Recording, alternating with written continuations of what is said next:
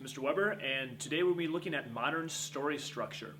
The phrase modern story structure comes from a guy by the name of Les Edgerton. He wrote a book entitled Hooked. I highly recommend that you get it, read it, especially if you have any interest in filmmaking or screenwriting or novel writing or short stories writing. It's wonderful. It will really help your writing. What is the point of fiction?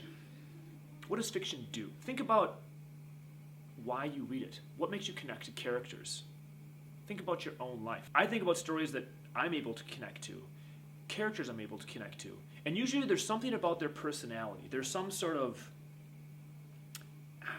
it's difficult to say, some sort of obstacle that they need to overcome. And that obstacle is something that I can connect to in my own life, whether it's something about someone needing patience, the ability to forgive, the ability to see things from a wider point of view, the ability to trust someone. These are all things that fiction is able to give to us. This is the gift of reading and writing fiction. We talk about what it means to be human. It's not that nonfiction can't do that, but it's just that fiction has this particular place in our hearts, and we can go someplace to another world, and the writer can deliver a pretty strong message about what it means to be human.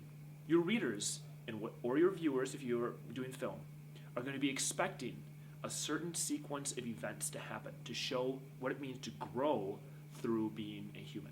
Les Edgerton was able to find a formula that overlaps all, maybe not all, most stories. Les Edgerton found a formula that was something that laid behind most fictional stories that we see or read today. Let's start in the first scene. The first thing that comes up is called the inciting incident.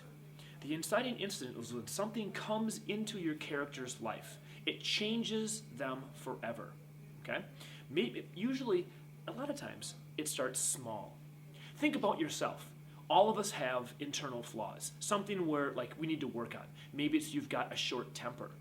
Maybe someone hurt you in the past and it's difficult for you to trust people. Maybe you have a situation where it's hard to love someone. There are myriad examples of what we can have for an internal flaw. And most of us, through our lives, repeat again and again and again the same responses to these mistakes. Most of us, again and again and again, will come up with the same responses when we're presented with opportunities in our life to sort of change who we are. Your characters, when you write them, are no different.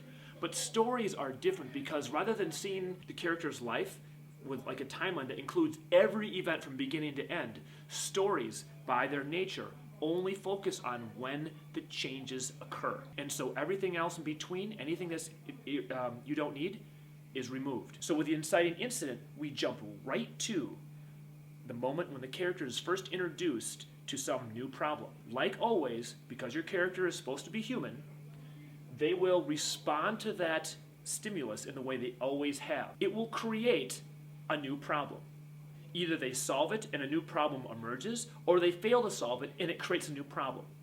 This new problem is called the initial surface problem. When the character is introduced to the inciting incident, when this incident comes into the person's life, they will respond to it in some way.